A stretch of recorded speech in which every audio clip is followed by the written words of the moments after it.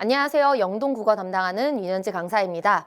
자, 첫 시험이었고요. 지금 주말에 이 시험 영상을 분석을 하면서 여러 생각을 하다가 제목을 이렇게 준비를 해봤습니다. 입학 전부터 영동이 국어가 어렵다는 소문이 많았는데요. 들었을 때보다 실제 체감했을 때 더 피부로 와닿았던 시험이었습니다. 어렵고 힘들었을 거예요. 지금 주말 동안 이 영상을 보시고 시험이 이랬다 정도 참고로만 알아두시고요. 이 첫 번째 시험으로 모든 걸 끝낼 수 없으니까 남아있는 시험을 더 길게 보는 안목이 필요할 것 같습니다. 자, 전체적으로 이제 설명을 드릴 텐데요. 제가 영동고를 지난해부터 담당을 해서 작년 1학기, 2학기 모두 100점을 배출했는데요. 아쉽게도 이번 시험에서는 우리 반에서 아직 100점은 나오지 못했고 100점을 예상했던 친구도 실수를 조금 해서 너무 아쉬운 상황이에요. 그래서 전반적으로 아이들이 시험을 좀 어렵게 느끼지 않았나 이렇게 말씀을 드리고 싶고요. 자, 먼저 출제 비율부터 살펴보도록 하겠습니다. 제가 작년 영동고 1학년 전체 4번의 시험을 분석을 해봤는데요. 우리 보면 문학은 보통 40%에서 45%까지 출제가 되고요. 독서와 문법이 항상 비중 있게 나오긴 하지만 독서가 약 30%에서 40%까지, 나머지는 문법에서 채워주는 형식이었는데요. 아무리 문법이 적게 출제가 되었어도 약 20% 정도는 출제가 되었습니다. 자, 그런데 이번 시험이 아주 어려웠긴 하지만 그래도 100점이 불가능한 시험은 아니었던 게 문법은 생각보다 풀만했어요. 그런데 앞부분에 1번부터 25번까지 문학부터 독서에서 굉장히 어렵고 까다로운 문제가 나오다 보니 그 구간을 돌파한 친구들은 오히려 쉬웠던 문법에서 좀 점수를 얻어낼 수가 있었을 것 같고요. 그렇지 않고 25번까지 이미 힘이 다 빠져버린 친구라면 뒷부분은 쉬웠음에도 불구하고 많이 풀지 못해서 그래서 아쉬운 점수가 되지 않았나 생각을 해봅니다. 자, 문학이 무려 50%까지 출제가 되었고요. 독서는 평년과 비슷한 수준으로, 그리고 문법은 비중도 줄어들었지만 난도도 조금 하락한 그런 경향을 보입니다. 자, 세부적으로 살펴볼 텐데요. 시험 난도만 살펴보자면 24년과 25년을 비교했을 때 사실 우리 반도 마찬가지였습니다. 10%로 1등급이 늘어났는데 정말 예전처럼 영동시험이 정말 어렵게 나올까? 우리 굉장히 많이 이야기를 했었죠. 그러면서 어려운 시험도 연습해보고요. 쉬운 시험도 연습해보고요. 섞어가면서 연습을 했었는데요.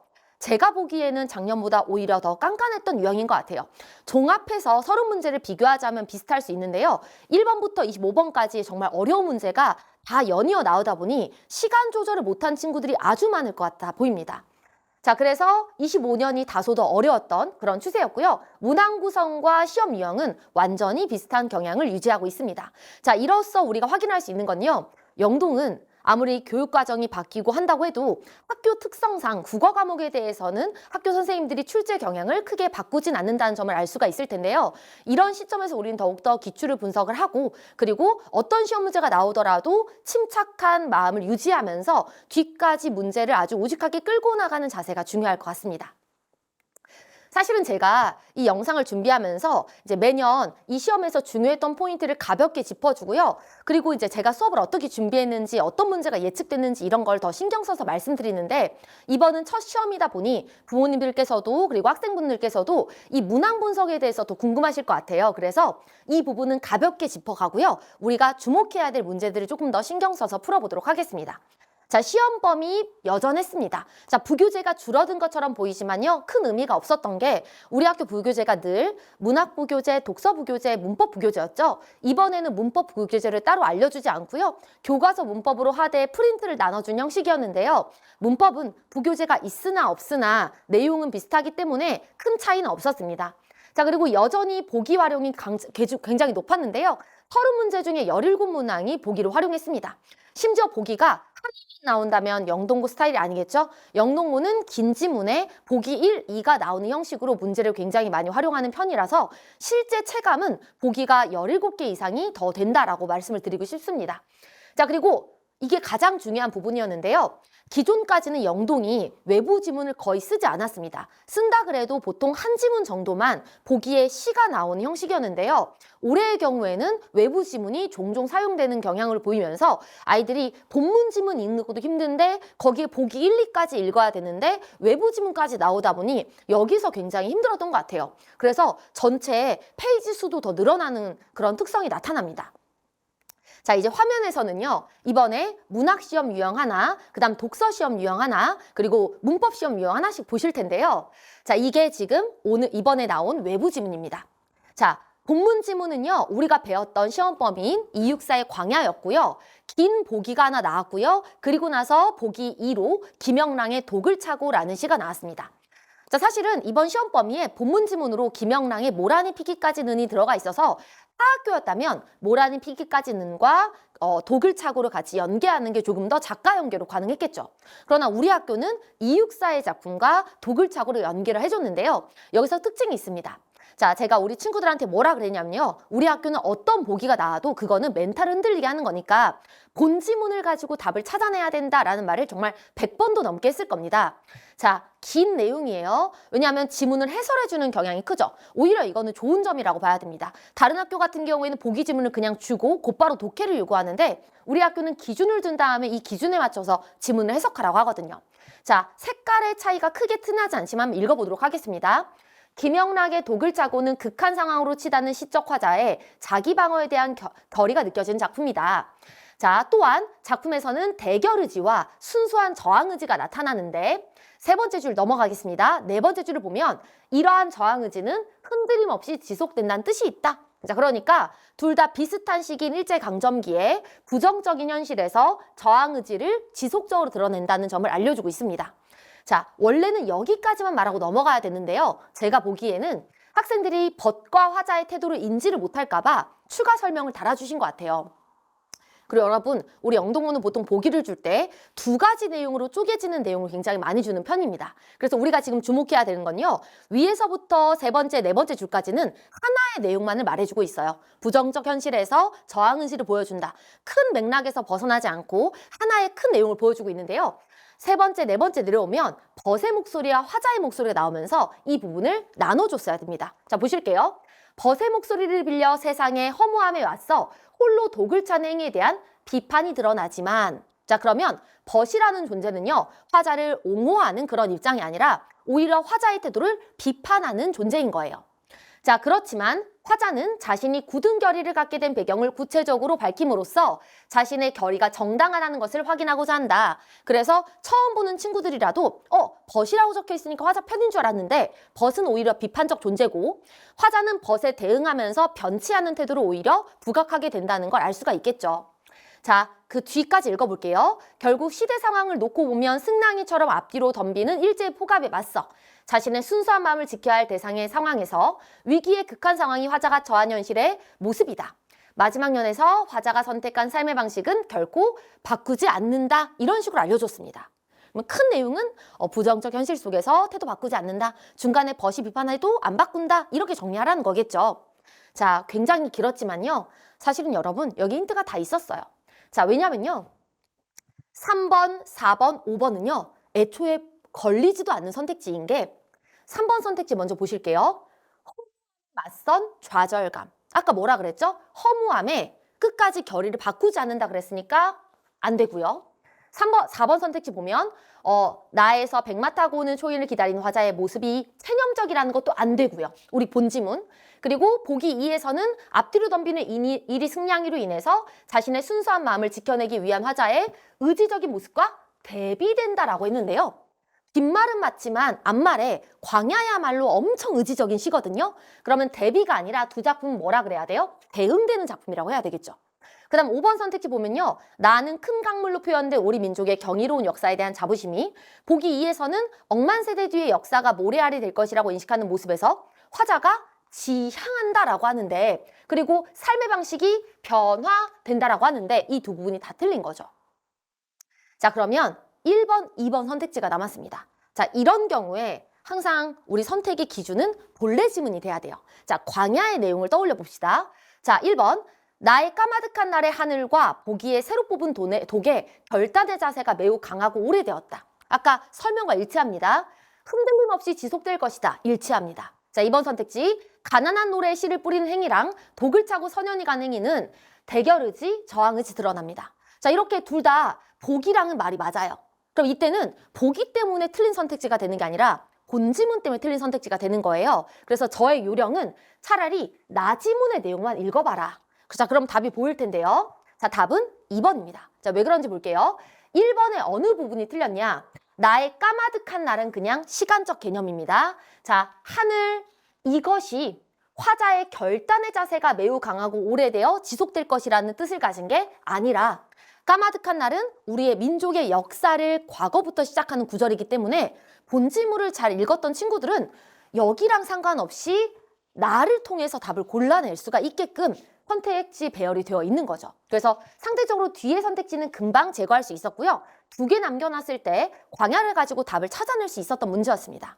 근데 이제 이거를 시간을 많이 쏟다 보면 다른 문제를 풀 시간이 없었을 거예요. 자, 여러분 우리 영동고 객관식 30문항 제한 시간 50분입니다. 한 문제당 1분 30초만 써도 시간이 오버가 돼요.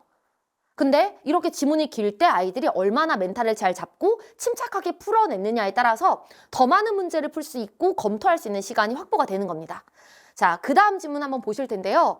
와, 지문 길이만 봐도 지금 벌써 답답해집니다. 자, 이 지문 같은 경우에 제가 읽다가 시간이 다 할 것 같아서요. 지금 화면을 통해서 한번 보실 텐데요. 이 지문이 왜 힘든지 말씀을 드릴게요. 자, 우선 이 지문은요. 독서에서 가지문, 나지문, 결합지문이라 이미 페이지가 매우 길었습니다. 근데 이 문제 앞에 보기가 하나 있었고요. 이 문제에 보기가 또 있는데요. 보세요. 밑줄에 내용을 나의 A, B가 있어요. 보기에 또 뭐가 있어요? C, D, E가 있습니다. 그러면 5명을요. 비교해야 돼요. 5명을 A, B도 비교해야 되고 B, C도 비교해야 되고 C, D도 비교해야 되고 E, A도 비교해야 되고 그러니까 문제가 한 문제가 아니라요. 보기도 이렇게 깁니다. 심지어 나에는 이제 인물이 2명이 나오는데 유형원이라는 사람과 정약용이라는 사람이 노비제에 대해서 어떻게 정리했는지 이거는 우리가 수업 시간에 본 내용이긴 하지만요. 이미 페이지가 보이세요? 이미 페이지가 지금 보시면요. 자, 가지문, 나지문에다가 여기 가지문과 나지문에 대한 세부일치, 불일치 문제 하나 나왔고요. 그리고 22번에서 보기 문제가 1점짜리가 보기 1, 사례까지 기억 니은에서 하나 나왔는데요.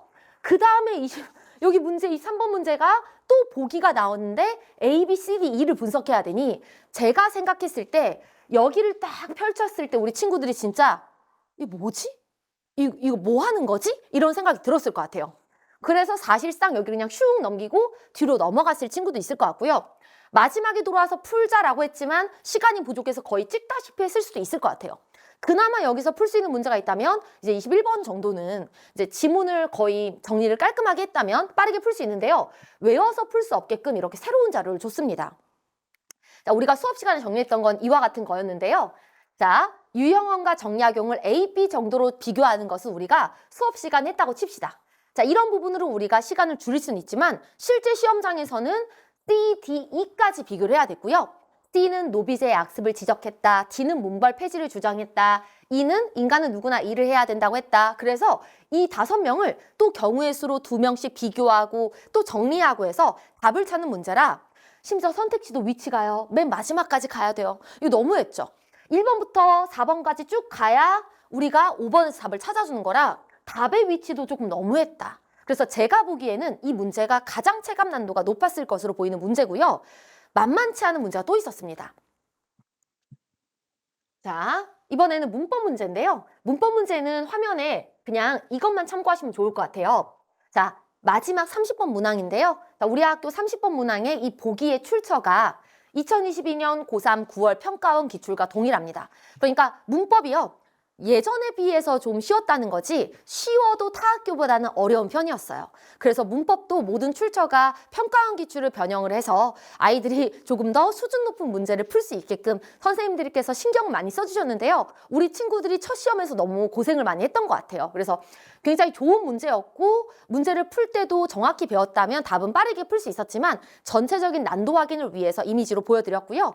자, 마지막 문제입니다. 원래 계획은 이걸 제가 같이 하나하나 영상에서 풀어보는 거였는데요.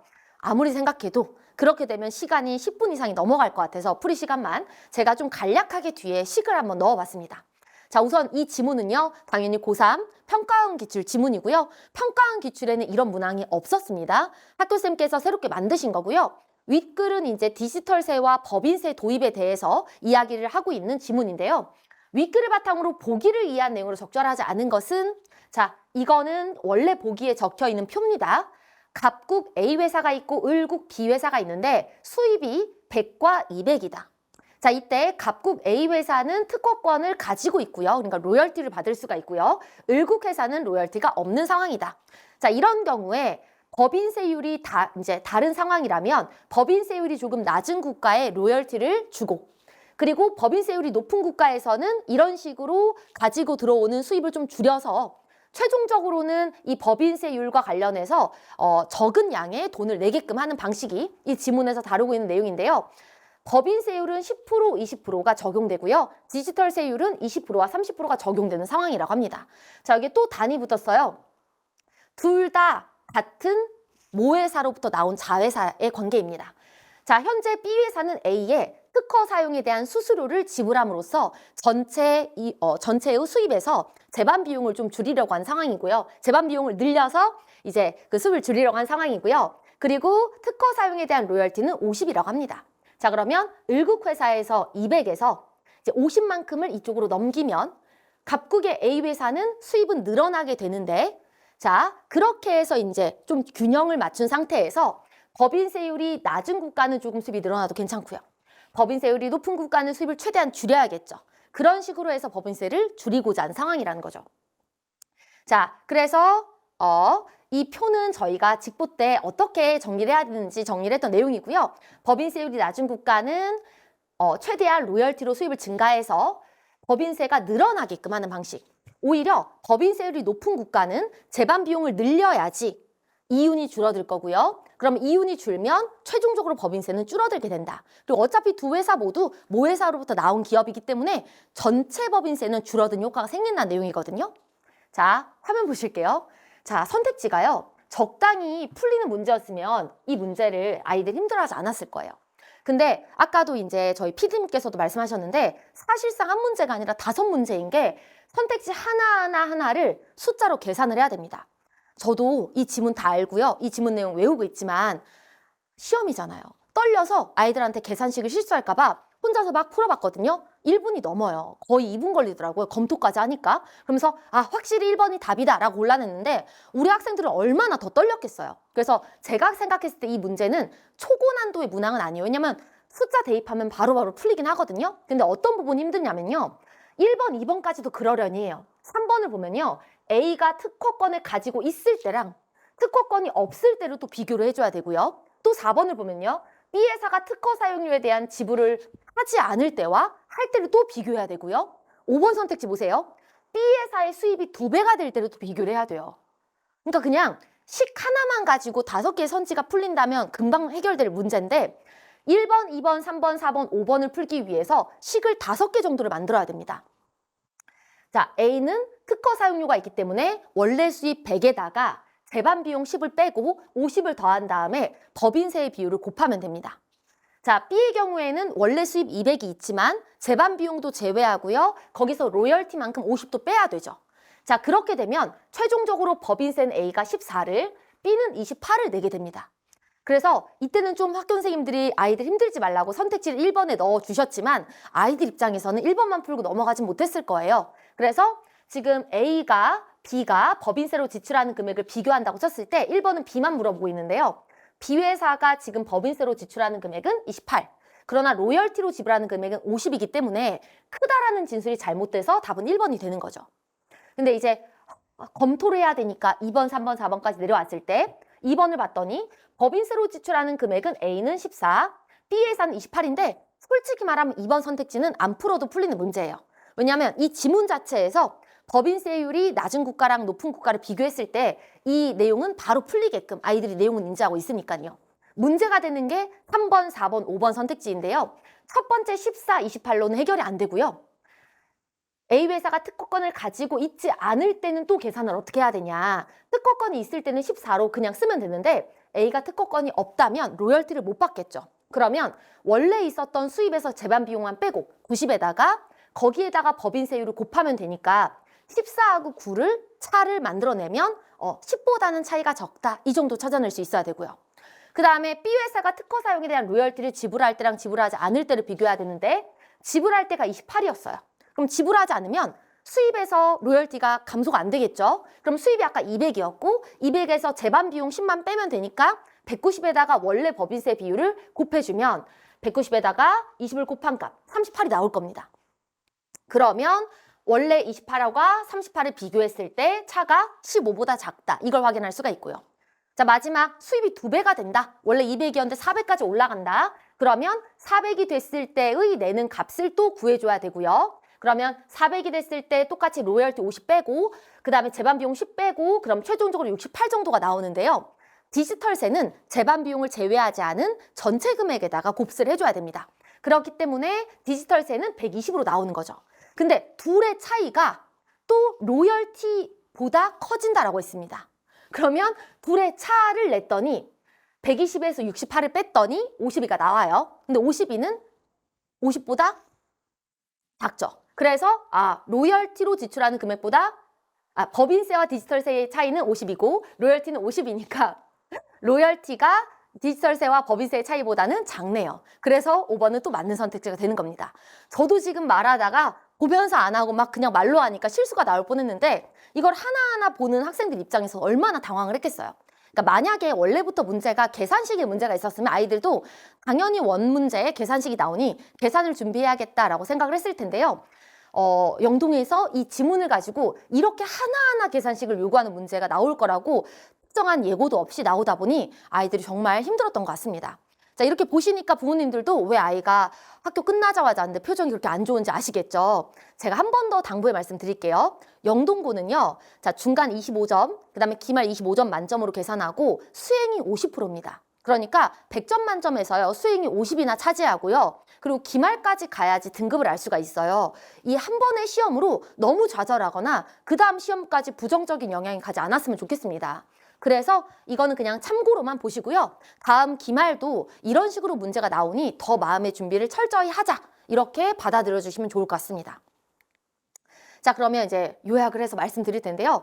너무 이제 조심스러운 부분이에요. 제가 원래는 시험을 치르고 나면 당일 저녁쯤에는 안내 문자를 드리는데 좀 신중하게 생각을 하느라 시간이 좀 늦어졌습니다. 이제 저희 재원생 부모님들께는 미리 문자를 보내드렸고요. 그 문자 내용에도 이 내용을 보는 게 좀 불편하시다면 나중에 시간이 지나서 읽어보셔도 된다라고 말씀을 드렸고요. 학생들에게는 저는 보내지 않습니다.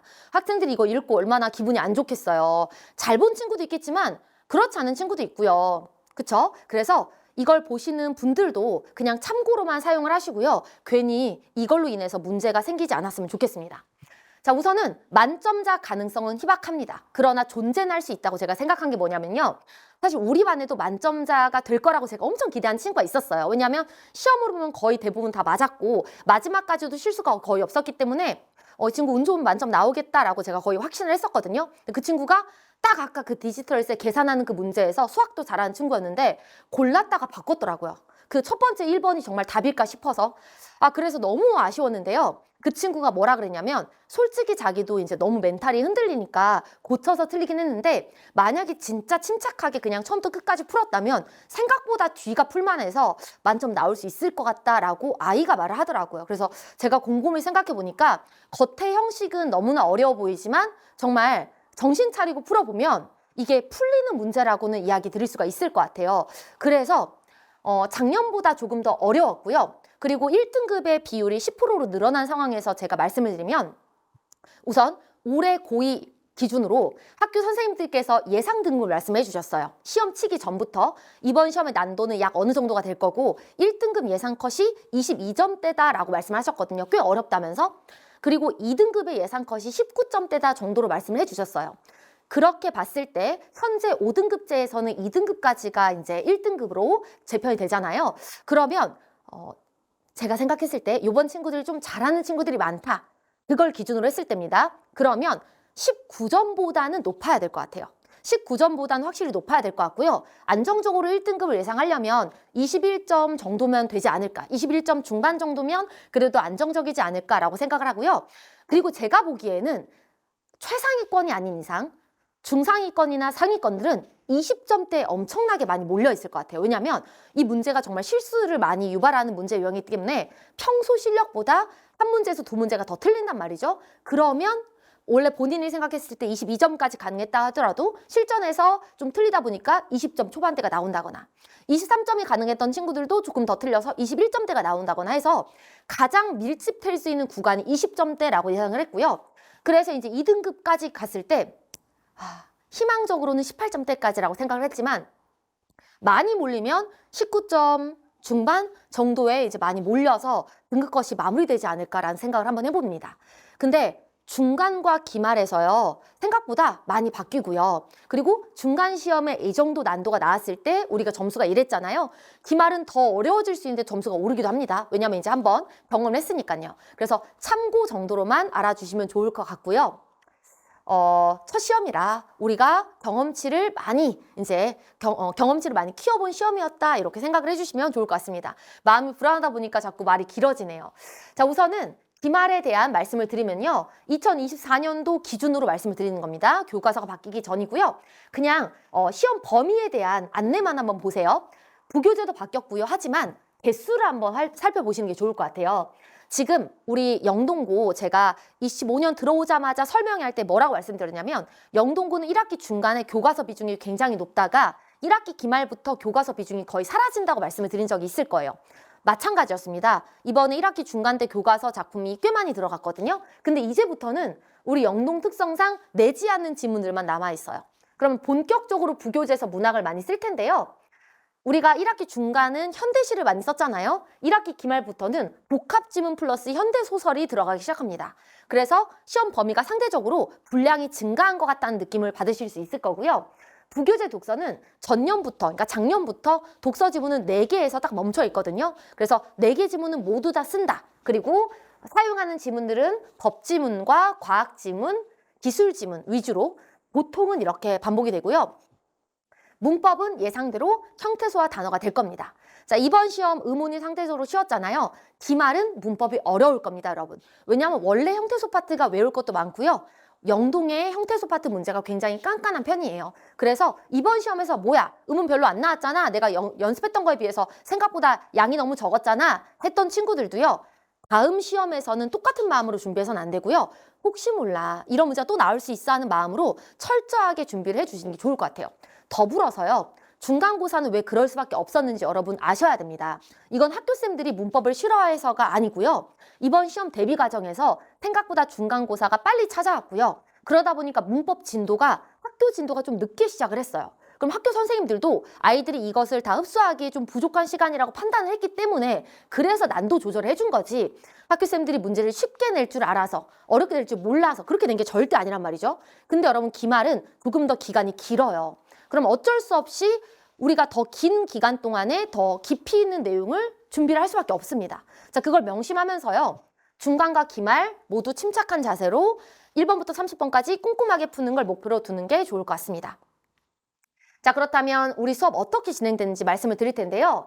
사실은 저는 이렇게 말씀을 드리고 싶어요. 매주 반복됐던 시스템이 있고요. 그 다음에 전반부와 후반부가 좀 유동적으로 바뀌었던 지점이 있는데 이 두 가지를 요약해서 말씀을 드릴게요. 이건 제가 정말 자부할 수 있고 우리 친구들한테 우리 이렇게 정말 했지라고 말씀드릴 수 있는 부분만 말씀드리겠습니다. 자, 우선 저희는 매주 한 번도 빠지지 않고 테스트와 제시 클리닉이 연동돼서 진행이 됐어요. 자, 처음에 들어오자마자 시험 봐서 당황하셨죠? 미리 보는 중간고사라 해서요, 우리 영동고 기출만 문제 뽑아서 한번 미리 문제 풀었었습니다. 기억하시죠? 자, 그리고 2주부터는 누적 테스트였습니다. 까먹지 않도록, 지난 시험 범위 잊어버리지 않도록 시험 봤고요. 애들이 그러는 거예요. 테스트 문제가 어려우면 선생님도 힘들어지고 우리도 힘들어지는데 왜 이렇게 같이 고통스럽게 문제를 어렵게 냈냐고 이야기하셨죠? 여러분, 저야말로 진짜 문제 쉽게 내고 싶어요. 그래야 부모님들한테도 높은 성적 보내드리죠. 그다음 제시 문제 안 만들어도 되죠. 근데 제가 제시를 마지막에는 150문제까지 만들어줬습니다. 그것도 그냥 무성의하게 오지선다형으로 제시를 만들어준 게 아니라요, 본래 테스트 있죠? 본래 테스트 30문제 풀고요. 틀린 친구들은 다시 풀러도 또 틀립니다. 근데 그거를 단순히 오지 선택에서 위치만 바꾸면요, 눈치 빠른 친구들은 빨리 집에 가고 싶어서 답 위치만 기억하거나 선택지 내용만 기억해서 풀어버리거든요. 그래서 제가 어떻게 했냐면 선택지를 다시 뜯어와가지고 선택지 말을 바꾸어서 원래 우리 학교 시험 문제에서 예를 들어 문법이면 그 단어 발음이라도 다시 쓰게 하고, 그 다음에 설명에 대한 진술을 다시 바꾸어서 인과관계를 바꾸어서 아이들이 OX로 판별하게 하고, 그거를 매주 했어요. 그래서 테스트 보고 제시 보고 그리고 평율과 주중의 클리닉까지. 그래서 아이들이 그냥 나중에는 선생님 저희 수업 시간 원래 뭐 4시간이죠. 3시간 반이죠 라고 물을 정도였는데 원래 우리 수업은 3시간이거든요. 근데 3시간을 끝내고 깔끔하게 바로 제시를 안 보고 가는 경우가 거의 드물었기 때문에 나중에는 제시 기준이 확 올라갔죠. 처음에는 뭐 19점부터 시작해서 20점, 21점이 제시 기준이었는데 나중에는 제가 23점까지 제시 기준을 올려버렸어요. 그래서 그냥 모두 다 같이 보자 하는 식으로 매주 아이들에게 난도 조절하면서 이렇게 제시와 클리닉을 진행했고요. 그 다음에 전반부와 후반부에 차별점을 두었던 건 뭐였냐면요. 상반기는, 그러니까 앞에 전반부는 우리가 진도 학습을 빠르게 완료를 했습니다. 자, 그러다가 종강이 가까워질 때는요, 이제 복습을 돌려야 돼요. 그래서 문법 같은 경우는 굉장히 빠르게 나가고 학교 진도에 맞춰서 다시 한번 학교 프린트랑 똑같이 준비를 했고요. 그리고 제가 진짜 약속하는 게 있어요. 종강하는 날에, 종강할 때에는 직보 자료를 미리 주는 거.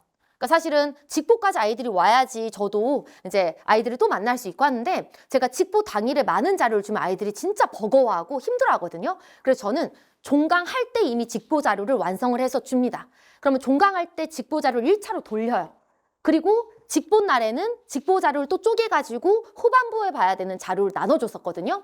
그래서 직보 자료를 더 빠르게 정말 빨리 준 학교는 10일 정도 전해주고요. 우리 학교는 첫날이 국어여가지고 10일까지는 일찍 못 줬어요. 그러나 일주일 전에는 직보 자료가 나가서 아이들이 종강주에 조금 부담이 덜했고요. 그러면 직보할 때 뭐 했냐? 우선 우리가 직보를 2번을 했습니다. 첫날이 국어다 보니까 2학년 형들이랑 시험 날짜가 겹쳐가지고요. 시험 직전 날에는 2학년 수업을 해줬고 전전 날에는 1학년을 했는데 그래도 직전 날에 우리가 만나긴 해야 되잖아요. 그래서 직전 날에는 제가 이제 교실을 마련해 놓고 우리 친구들 와서 파이널 테스트를 한 번 더 치를 수 있게. 그래서 파이널 보고 그 다음에 확인하고 집에 갔었습니다. 그래서 이런 식으로 앞부분은 조금 빠르게 치고 나가면서 속도감을 조절해주고요. 뒷부분은 좀 깊이 있게 다루면서 학교 프린트를 정독하는 수준으로 그리고 뭐 아껴놓은 자료 같은 거 없어요. 제일 좋은 자료 먼저 풀면서 아이들이 학교 기출에 좀 익숙해질 수 있도록 그렇게 시험을 준비를 했던 것 같습니다. 자, 그래서 이제 클리닉 같은 경우에는요, 이번 기말에 조금 변화가 될 수 있긴 한데 중간에 고정적으로 했던 날이 있어요. 근데 뭐 월, 화, 수, 목, 금, 토일 중에 뭐 빠지는 날이 있나요? 자, 심야는 월, 화, 목, 금, 토일 진행했고요. 오후에는 수요일, 그리고 주말은 토일. 그냥 일주일 내내 심야 혹은 오후 혹은 주말에 진행을 했습니다. 그러니까 아이들이 저 뭐 그때 클리닉 못 가요 했다가 바로 잡아놓고 이때도 안 돼, 이때도 안 돼, 이때도 하면 그래도 하루 정도는 걸리게끔 해서 이제 아이들이 클리닉 올 수 있게 했었고요. 그리고 사이트를 만들어가지고요. 이제 부모님들께 문자로 사이트 링크 보내드리면 사이트를 클릭했을 때 이렇게 화면이 떴습니다. 그러면 화면에 클리닉 시간표가 뜨고요. 그리고 이제 지도를 클릭하면 바로 지도 안내가 나오게끔 해서 아이들이 그냥 또 언제 클리닉 있으니까 그러면 시간 몰라서 못 갔다고 거짓말 하거든요. 그럼 그럴 때는 먼저 링크 보내놓고 링크 클릭하면 시간표 뜬다. 그리고 옆에 지도 클릭하면 올 수 있는 길 나오니까 거짓말 하지 마라. 그래서 이제 아이들 불러줬고요. 우리 조교진들이 진짜 꼼꼼합니다. 제가 이제 깐깐하게 요구한 지점이 있었는데요. 우리 클리닉은 아이들이 도착하면 부모님께 문자를 보내드리고 아이들이 하원하면 부모님께 보내드리도록 했었어요. 그리고 클리닉 하는 도중엔 핸드폰을 다 걷어버리고요. 왜 그렇게 했냐면요. 사실은 원래 좀 성실한 친구들은 이게 전혀 문제가 없고 집에서 공부 혼자 해도 돼요. 근데 대부분 이제 클리닉 필참인 친구들은 과제 수행도가 너무 낮기 때문에 필참하라고 제가 요청을 하는 건데 집에다가는 1시에 나간다고 하고 클리닉에 도착은 3시에 하는 거예요. 그래 놓고 선생님 저 4시부터 뭐 영어가 있으니까 조금만 하다 가야 돼요. 이런 거짓말을 하거든요. 그럴 때 이제 부모님한테 땡땡이 도착했습니다 라고 문자를 보내는 시점이 진짜로 아이가 도착한 시간, 그리고 땡땡이 집에 갔습니다, 뭐 다른 학원으로 갔습니다 라고 보내드린 시간이 하원한 시간이기 때문에 제가 부모님들한테 아이가 왔던 시각과 돌아간 시각을 보내드리니까 체크하셔가지고 중간에 비는 시간 없는지 확인하시면 된다 이렇게 안내를 드릴 정도로 아이들이 되게 힘들어했죠. 나중에는 본인들이 이제 거기에 익숙해지니까 굉장히 높은 참석률을 보이기도 했습니다. 제 클리닉은요, 뭐 오지 않는다 그래서 뭐 때린다거나 혼내지 않습니다. 모든 것은 다 자율인데 다만 과제가 불성실한 친구의 경우에는 경고가 분명히 들어가죠. 그래서 선생님 저는 너무 체력이 안 좋아요. 그리고 정말 스케줄이 주말 내내 빡빡해요. 그러면 이런 것 때문에 부담을 가지거나 저 선생님은 너무 빡세가지고 못 들어갈 것 같아. 이런 고민은 안 하셔도 됩니다. 강약 조절 확실히 해드리고요. 원하는 경우에 한해서 아이가 선생님 저는 혼자서는 진짜 의지박약이에요. 그러면 이제 의지박약이 되지 않도록 옆에서 계속해서 관심 가져주고 관리하는 그런 스타일이니까요. 참고해 주시면 좋을 것 같습니다. 자, 그리고 우리 학교쌤께서 저를 칭찬을 해주셨어요. 그러면서 이 책도 되게 귀엽다고 해주셨고요. 그리고 이제 수업도 정성 들여 준비해 주셨다고 학교쌤이 직접 언급해 주셨거든요. 그래서 그 말 듣고 처음에는 아이가 학교쌤이 선생님 이야기했어요. 이렇게 말할 때 내가 뭐 잘못했나? 뭐 우리 교실 책이 학교 애들이 뭐 책상에다 올려놔가지고 선생님께서 보고 기분이 안 좋으셨냐 하고 되게 걱정을 했는데 그래도 들려오는 이야기는 칭찬을 해주셨다 그래가지고 정말 감사했고 뿌듯한 마음도 있었거든요. 어쨌든 학교 내용에 맞춰서 이번에 교육과정 바뀐 내용대로 교과서도 제가 다 분석해서 넣어놨고요. 영동구 수업에 맞춰가지고 주차별 교재 나간 거 이미지 컷으로 보여드리겠습니다. 자, 매주 시험 성적 집으로 안내가 됐고요. 학생들과 확인을 했고요. 화면에 담지 못한 내용 중에 더 많은 이야기가 있습니다. 자, 화면에는 작년부터 이제 우리 수강했던 친구들의 성적 상승 사례가 있는데요. 너무 입 아픈 이야기라서 이 정도로 마무리 짓겠습니다. 자, 5월 9일에 우리 개강을 합니다. 저녁 6시 수업이고요. 우리 친구들 같이 만나서 이제 지난 시험은 또 지난 시험대로 또 우리가 새로운 자양분이 될 수 있도록 경험치를 쌓았으니까요. 그래서 우리 함께 같이 달려가면 좋을 것 같고요. 이제 남아있는 시험에 전념하시고 건강한 몸과 마음가짐으로 교실에서 만나면 좋을 것 같습니다. 자, 지금까지 설명해 들어주셔서 감사합니다.